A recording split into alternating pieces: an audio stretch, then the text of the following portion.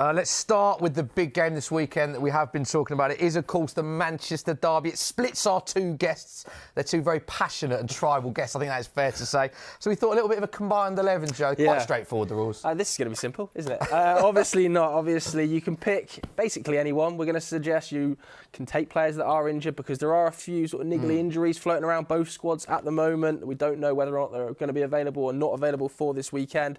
So, should we start with goalkeepers? Let's do it. I think you should have the deciding vote today. Love to, mate. Yeah. You're the only neutral. Love that, mate. Bring it on. Goalkeepers, then. You're going Donnarumma, Ads.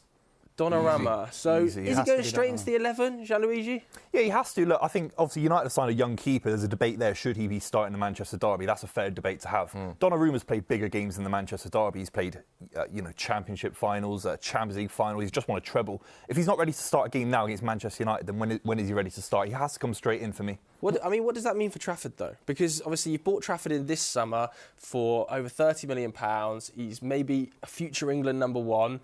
He's come in probably on the promise of being eventually the City #1. And within the first summer of him being there, it feels like he's already been usurped. I think it's evidence that, like you look at Donnarumma as well, and you look at even Erling Haaland to a certain extent, City's goalkeeper and forward are very unlike Pep signings. They're not typical Pep signings. And I think you're seeing that throughout the team. I also think it's for all the things about Man City that you can say, their recruitment has been incredible over the last 10, 15 years. But the last 2 to 3 years, it does seem like something's not quite there. They're kind of just patchworking this team together, and it doesn't seem to be a plan there, which is it's great for a United fan to watch. But it is weird to see City acting like that. Do you think you needed Donnarumma then this summer?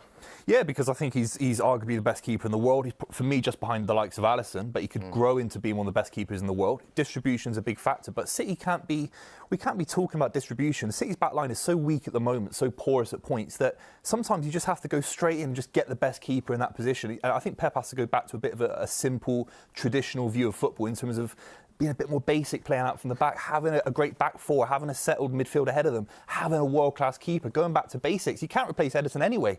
So getting Donnarumma, he's the best, for 26 million quid, maybe the best keeper in the world. What do you make of that? A lot's been made of the fit for the Pep system, though, because obviously I think undeniably he's an unbelievable shot stopper. He was one of the best keepers that we saw in the Champions League last season, but that he's not a ball-playing centre-back like Ederson is. A lot's been made of that. Do you think that's fair, or do you not think that will be an issue? I think he's a little bit underrated with his feet. Like, he's not going to drive the ball 50 yards into the likes of Erling Haaland, get assists. Like, Ederson was picking up 4 or 5 assists in his entire Man City career. It's outstanding. But Donnarumma can play it simple to the centre-backs. He can play it to the full-backs. And ultimately, his shot-stopping, that's the number one thing for a keeper is shot-stopping. OK, stick him up. Total agreement. Let's go to right-back. Now, some interesting choices here on right-back. This is rogue, from both of you, I think. This is a rogue suggestion. So Movie's gone Kuznov. I've gone Kuznov, yeah. I'll just rationalise it. You've made me feel good all of a sudden. Yeah, I'll have to rationalise it because I think Kuznov's got great pace. I think City have won trebles before with 4 centre-backs. Can this guy go right back? I like him a lot. When Diaz and Stones are fit, they both start for me, and Gvardiol comes back into the side. Kuznov could be a right back. And you've gone for? Patrick Dorgu. A left back. Weird one. Also, no. What is going on? He's also a right back. Got a left back. He's also a right back, by the way. He started playing for Manchester United at right back. I thought about Mazraoui, but he's become more of a right centre-back. Like, surely Mazraoui is obviously the right back is an issue that Man City and I also want to take the opportunity opportunity to talk about Patrick Dorgu because I've seen United fans kind of dig him out and say he hasn't been good and stuff. He was a young kid that joined a new team that were having a shocker of a season, settled very quickly, has done quite well in my opinion, and I think this season he started off well as well. Look, he may be preferred on the left-hand side, but he can play on the right-hand side. And United and City's fullbacks are shocking. So he'd be your first choice right-back for Man United if everyone was fit? He'd be on the left. That's my point. This is a combined team. If Manchester United also had 8 Nouri, I'd probably support the next bit a bit. What do we do here, Joe? I mean, it's your selection. Yeah, what do we do here? Kushnov's only started 1 Premier You League can't put him there. Come on, he's a centre-back. He's got great pace. I see him as a right back in the future, I do. Are we edging for Dorgu then? I think with this... I mean, this is a crazy... It's a mad debate. I've got to be honest, it's a mad debate. Go on. We'll stick Dorgu on for the arguments you brought forward, but I was... Go on, Paddy, lad! We're surprised with... that is a surprise. I can't lie. He's shocked as well. Patrick Dorgu's watching this going, what? Interesting names that you both brought to the Let's go to your first centre-back. I think there is an agreement.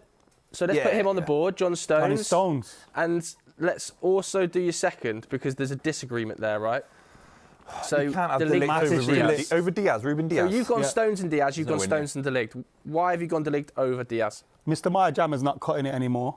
And Matthijs De Ligt has been solid for Manchester United. Like, he genuinely has. And I think, again, look, we've been shocking, so it kind of, no one's going to praise anyone associated with Manchester United. But I think Matthijs De Ligt has been a great signing. I think he's a leader. I think he's solid at the back. And in a back four, I would definitely have him. It's interesting, isn't it? Because you've both gone John Stones instinctively, but he only started 6 games last season. Well, down to fitness. If he's fit, he's the best centre-back I've seen in my So this generation of England centre-backs. He's the most talented centre-back arguably England's ever produced in terms of being on the ball. Real Ferdinand's wants to have a word about that. Sorry, best centre-back England have ever produced. On the ball, in terms of controlling, he controlled a Champions League final in midfield. He's popping into midfield, popping it off 1-2 touch. It was outstanding stuff. But he's just got a bad injury record, and I hope it can change this season. See, I was going to pick Leacher as well, would have been a possibility, but his injuries are shocking. But these guys could have been 4-0 down to Grimsby. De Ligt was part of that, one of the 3 centre-backs. They're so bad, they need 3 centre-backs against Grimsby Town. They should have been 4-0 down. How's he better than Ruben Diaz, please? Wait for tomorrow. Please. Watch. I think it's interesting there's no Lenny Yoro show. I was kind of expecting a Lenny Yoro show. You know what? From you, it's a good point, to be fair, and I've probably had a little bit of an oversight. But also, this guy is solid. Yeah. Okay. This guy is absolutely I think it's a good solid. debate. Don't do it. I think we edge with Diaz. If bear in mind the metric Whoa. greatest 11. We've done this. We're not including Damn, I should have injuries. gone with and of course Lenny. the partnership of Diaz and John Stones. Yeah, surprised didn't have Yoro there. You know what? I think Yoro's mustard. I really do. And no Gvardiol either. Not even a suggestion in there. Boost. Obviously, these two are going to be your starting pair then? If they're fit, that's so where's the issue. Gvardiol play? They rotate. Obviously, City are in all competitions at the moment, unlike Manchester United. I haven't got European football, unlike Manchester United. So there's a lot of rotation, 50 games a season. It's a lot of rotation, lads. I'm not biting. I love how you turned that again. I'm not biting. Okay, left back. Let's have a look at So could have had Paddy D over there. Could have had Patrick Dorgan. Could have, yeah. Back, but I went for a bit of, balance. I think Aitner is the best left back on both teams, really. Shane's injured, 5 weeks out now. Have you been impressed with him at the start of the season, Aitner? I think defensively, they're going to have to figure out the kind of midfield ahead of him, because he's going to bomb forward. Who's going to fill in from midfield? A bit like how Jordan Henderson would with Trent, for example, at Liverpool. Who's going to fill in when Aitner bombs forward? That would be a big issue. But at the moment, he's not even going to play for the next 5 weeks. So City have to figure out the next left back who can go in there. Maybe someone like Nathan Ake. Gvardiol, maybe? Gvardiol, Nathan Ake, 100%. But he's been superb when he started. Okay. He was calling Gvardiol the best left back ever last year, by the way. Now he's not in his team. Yeah, I think that is interesting. He was playing really well last year, Gvardiol. He was contributing to loads of goals, defending excellently. But we've gone Aitner. Okay, so let's go him up. It's an interesting start to the combined 11, I think it's fair to say, especially in that full-back area. But both teams have bad fullbacks. Yeah. Or bad fullback selection. Bad form. Great and also fullback United play kind of a different system, don't they? So worth pointing out, it's a different system. So particularly the right-back area was an interesting debate. But let's go, I think, to surely, lads, there's a nailed-on DM here. Rodri. Yeah. So, Booby, talk to me about the importance of that, because obviously a lot of people are talking about City's form and their season last year comparable to previous seasons. He didn't play, barely played at all. Huge. How big a factor is that, him coming back? Because we've seen interesting quotes from him, isn't he, saying City fans expecting you to be back to where you were, and him saying, well, I'm not Messi. Do you know what I mean? What are your thoughts on how much of a difference he will make for you this season? He makes the back line better, because when we're off the ball, he can cover so much ground defensively speaking. He's such a leader. He's almost like a centre-back playing in midfield. And then on the ball, the likes of Phil Foden suffered last season because he's not getting that first-time ball through midfield, linking up play a lot quicker. City looked slow, lethargic last season without him. So he literally affects the front line, he affects the back line. He's been superb. Obviously, a couple of losses since he's come back and started football matches in the Premier League. But he's outstanding. He's a Rolls Royce. He's an outstanding midfielder. Worthy Ballon d'Or winner for you, Ads? DM shouldn't be winning Ballon d'Ors, in my opinion. Ever? Or centre-backs. No. If they were the best player in the world, they wouldn't be playing DM. Do you know what I mean? Put Rodri up. Wow. Put Rodri up. I think we've got some disagreement in our next midfielder. There's young kids who are watching this that want to play DM. Position. Keep going. If you're a DM, stick at it. Some disagreement in your next midfielder. He doesn't even start for you lot. He's rotting away on the bench. Let's talk about that. What are your thoughts, Cobby? Unbelievable breakthrough. You know, he started a Euros final for England. That bursting onto the scene moment. What do you make of what's going on with Cobby and why he's not playing as much? And there was reports of potential loan deal. As a United fan, what do you make of that? I can't lie. When there was suggestions that he was going to leave, it would have been the final straw for me with Amorim, like very quickly.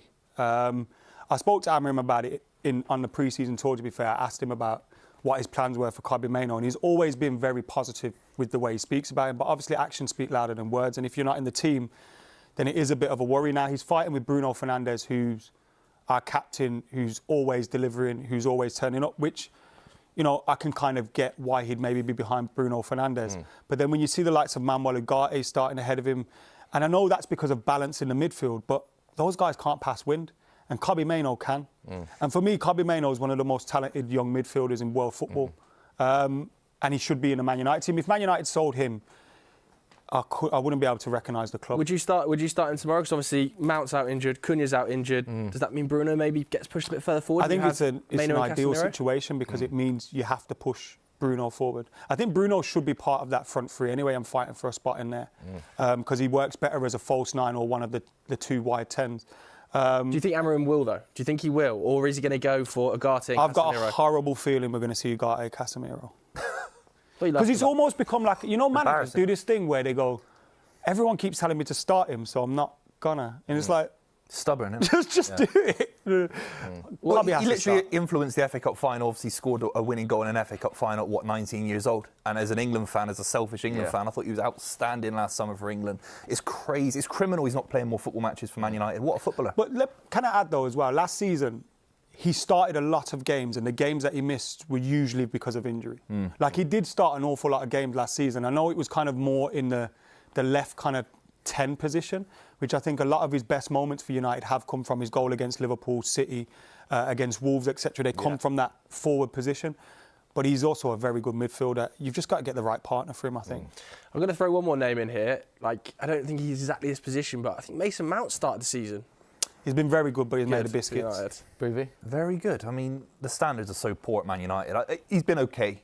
Do you know what I mean? These guys were celebrating 1-0 losses to Arsenal at the start of the season. The standards are in the gutter at Manchester United. They really are. And Mason Mount's been decent. He's injured again. He flatters at the Above City, though, weirdly. Yeah, out of the League Cup as well. It's a tricky one. I think the standards are so low at Man United. Even a 1-0 loss to Arsenal at home is a decent result. It's crazy. Go on, let's talk about who you've got. Come on. This guy, bargain now, of the you are summer. adamant that he has to be in this team, aren't you? Oh, of course. I mean, the goal against Wolves, he was outstanding against What's he doing in the games after that? Yeah, he's struggled at points. He has, but this is down to Guardiola. For me, it should be Rodri, Nico Gonzalez, and Reinders as a number 10. That's how I see it. I don't see him as a double pivot, particularly against big sides like Tottenham, you know, who organise very, very fantastically very well. Paulinho in midfield was superb against Reinders. So ultimately, it's about his position. But as a total footballer, he can do everything to such a high level. He'll score so many goals this season. He's a great footballer. Massive praise after the first game. People are already saying he's going to be like a City legendary status. There was huge praise from after that Wolves game. Yeah, the new De Bruyne. But the issue is, he was asked in the games against Brighton, against Tottenham, to be a little bit deeper, and he got run ragged at points. It helps when they've only got 3 legends in the whole club, though, innit? Ooh. One good performance at Molineux, suddenly there's a statue of you outside the Etihad. Difficult one. I'm a massive fan of both players, slightly different. I think, do we edge for Reinders? No. Played much. I mean, if we're talking about... Sure. Remember obviously, England... Cobby's nowhere near Reinders. Come on. What are we doing here? Cobby's nowhere near Reinders. Yeah, because he's much further ahead of him. We usually at this point ask the guests if any of you are happy to concede, which you have. I'm not conceding. It's absurd. He's not even starting. Don't forget what he's done for England, by the way. If he's not starting for Don't forget what he's done for England. It's a tricky one. I'm a massive fan of Cobby. I just think with, like you say, lack of game time, in your own argument, will edge with Reinders. You're a disgrace. He's on the bench. He's on the bench. So you said in your answer there you'd have Reinders playing further forward, but you've not got him in like the attacking midfield role of this combined 11. You've got him playing. No, because I'm going to be unbiased like I usually am. But you've got him playing in part of a double pivot, surely, if Bruno's playing further forward. Sorry, you said you're going to be unbiased like you usually are? Because someone clip that up. Yeah, I think Bruno's a decent footballer. He's not world class. He never has been. But for Man United standards, where they came 15th last season, got smashed by Spurs in the Europa League final, Bruno was absolutely at that level. He would probably start for Man City right now. But he starts for Man City. Is he world class over the last? Right now, probably not, but he has been most of his career at Man United. You look at the numbers he puts up on a regular basis.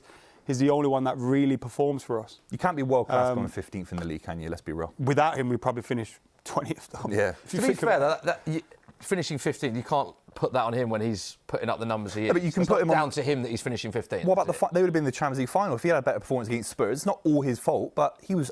By the way, people forget he had an absolute stinger against Tottenham in the Europa League final. We just forgive it because he shouts in Burnley players' faces. But you can't judge a player by one game, can you? You can have an off day when Bruno throughout the season consistently was dragging United through games. Also, you look at his numbers, the goals and assists he put up, and especially assists. You look at the strike, 18 the lack of strikers we had. 8 goals, 10 assists in 36 appearances in the Premier League last season. I like it. I think he's just. I think it was like 2020 over. That's just Premier League, yeah. Yeah, nuts. Yeah. Most chances created and most possession won in the Premier League this season. No so I think- Bernardo for you? Not for me. No. No Cherky can play a bit more Cherky's injured at advanced? the moment. I've seen one game. Is that your excuse? He scored a great There's goal. a few against injured Wolves. players on it. Nunes in there injured. Yeah, but that's different. When I did the 11, he was out for 5 weeks. Now he's out for 5 weeks. Look, Bruno Fernandes probably gets in. I'm unbiased, lads. What do you want me to do? He's unbiased. All right, let's put Bruno out. Boovy is unbiased. He didn't even let me put it on the board. I haven't put one up yet, Booth. You can do the next one. Let's go to right wing then. Who have we got on the right? So, on. what did you just say a minute ago about Cherky being? No, Was it look, for injured? me, Phil Foden has to come in. I think, for me, while Reinders and Cherky, all these players are trying to get minutes in the middle, even someone like Marmoush when he comes back from injury, I think Phil Foden, play him on the right, he can come in on his left foot, score goals. We've seen him do it so many times. It's a big season for Phil Foden. I'm backing him. You have to. He's such a naturally talented footballer. He's one of the best talents I've seen as an England fan. Of his generation, there's no question about it, and he's got a big role to play. So would Hopefully he start in your best 11? He'd start in your best 11? Of course, Just not in Pep's. Absolutely, absolutely. You don't think he starts in Pep's best 11? I think he should. I think he's an amazing player, but Yeah. I also think the idea of Phil Foden's better than Phil Foden at the moment. What do you Like think the about that? idea of him and the way he plays and the kind of, the things we have seen from him over the years, we don't see that too often now. And I thought last season was the chance. Phil Foden gets compared to Wayne Rooney and Frank Lampard and all these icons of Premier League football. And last season you had Gundogan on his way out, Bernardo Silva, who's obviously towards the back end of his career, Kevin De Bruyne's last season. It was a chance for Phil Foden to grab that team by the scruff of the neck and say, this is my team. I'm stepping forward now. And we never ever saw it. But he's entitled. Like I think Bruno's been average for 4 or 5 years. We keep giving him season after season after season. Phil Foden, Bruno's the been last average for English 4 or 5 player to win years. Yeah, just let PFA him Player of keep the Year digging. award was Wayne Rooney. So you're saying about Frank Lampard? He's won double the amount of Premier League titles than Frank Lampard. It's so disrespectful to talk City about win Phil those Foden Premier not League in this titles without him, conversation. though. What's that? City That's probably not win true. those league titles without him. The last title we won was all down to Phil Foden. He was unbelievable. And if you don't think he's part of City's best side going forward, But Pep you don't doesn't. understand what's going on. Pep doesn't. Everyone goes, his best But he's position is injured. number How can 10. he start? He's injured. He always starts on the left. So if his best position is number 10, why is he starting out on When the he won left? PFA Player of the Year award, he was playing number 10. He was scoring loads of goals. He was one of the highest scoring English PFA midfielders Player we've of the Year seen. award When 2 years ago. Rodri won Ballon d'Or, which is weird. Yeah, but the last English player to win PFA Player of the Year award wasn't Frank Lampard, Steven Gerrard, it was Wayne Rooney. So he's of that level. He's not. He's got a long way to go to be of that But level. he's in that conversation. If you win PFA Player of the Year award as an English player in the Premier League, it's Scott very Parker rare. won one of them. Yeah, that's many years ago. But And they went down. Phil Foden's a big part of the City side going forward. He's young. He's got so much quality. If you don't see it, then I don't know what we're watching. But he's not 18 anymore. He should be starting week in, week out for City. There shouldn't How be. can he start if he's injured? No, but when he's fit, he doesn't start week He in, will. week He'll out. start football matches now, 100%. He'll play a Let's lot talk of about who you've got. Brian Bruyne Mbeumo. unbelievable season last I think, season. he's not scarred with the fact that he can't throw the 15th finger at Brian Mbeumo because he wasn't playing for United last season. I also think you just look at the style of play. He's immediately brought it to Man United, his ability and how good he can be. We're seeing that already, and I think he's just goals and assists and everything he was putting up for Brentford last season. Mate, 20 goals and 7 assists in 38 Premier League appearances for Brentford last season. And he scored obviously against Unbelievable. Grimsby Town. Missed the penalty, of course, but he scored against Grimsby Town. You mentioned the Grimsby result quite a lot in this, I've noticed. Well, it was a big. He hasn't made his thing about battered cod yet. Man United, I'll go and say that one. It's the home of battered cod. And Man United have never beaten Grimsby Town, but obviously Mbeumo missed a big penalty in that game as well. So what can I say? Scored last weekend as well in the Premier League. By the way, I never watched City in the League Cup. He clearly was enjoying watching. I was watching every United. second of it. Joe, I know that you're a massive Mbeumo fan, aren't you? You're going to be very upset if we don't I go think with Mbeumo for this season, I think at the moment. Better than Phil Foden. I think Phil Foden is a more naturally talented player, but as we sit here today, in terms of season forward, Can I think do it, Joe? Mbeumo's in a position. I'd agree with to that. I do think technical ability and all-round Foden, but you can't argue with what Mbeumo's doing this Fingers season. crossed Phil and the does get numbers. back to his fit great best for as England. well. Brilliant player, Foden. Let's go to left wing next. Whoa, Boovy. Is that the first Man United player you suggested? Cunha's the one. Cunha's the one. Out of all the signings, I'm not sure about Sesko. I think there's a good chance he could flop this season. And Bruyne scored a few goals. For me, Cunha is a Manchester United player. He plays with flair. He carries the ball very well. He'll pick up so many goals and assists. I know he's injured for the derby, but he's the one player that I'd worry about as a City fan. He's an unbelievable talent. He's my favourite Man United signing this summer. It's a big blow, isn't it, him not available for the derby? Yeah, but it's good to see he's kind of back running and he's back doing a little bit of physical stuff. And like we said earlier, I think him not being available does help us a little bit in terms of team selection. But Yeah, it would have been nice to have him because especially on those counter-attacks, his running ability is amazing. It's outstanding. All right, let's get him up then. Stick him up. And then I'm guessing you've gone with the same name. Sesko! No, I'm joking. Your face there, by the way. I was looking for the door to leave the studio. Mid-show, I was going to leave.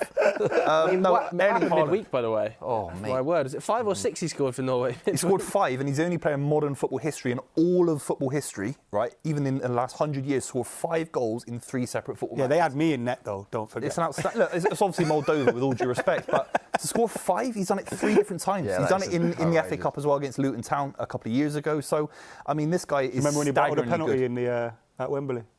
Yeah. Remember that? Why are you talking about that? I thought you don't watch City. Maybe he shouldn't be on the team. All right, so let's put Haaland up. Yeah, because stick him up. I think as the 11 goes, the right back is just still standing out to me, lads. A left back. This is where Man United are. I think with that That's how debate, you good we both are. brought interesting names to the table there. It's like, what do we do with that? But overall, 4... By the way, look at this. The To position. be honest, 4 That's mental, United isn't names. Are you happy with that? No, it should have been 6. You genuinely think there should be six names? No, I think the little Lenny Yarrow should be in there. Over who? And maybe Cobby. But I can understand why we wouldn't pick Cobby. Well, there we have it. Let us know what you think of that at home. They're not going to agree on anything, let's be honest. There is Man Utd Combined XI. Give us your thoughts of that at home.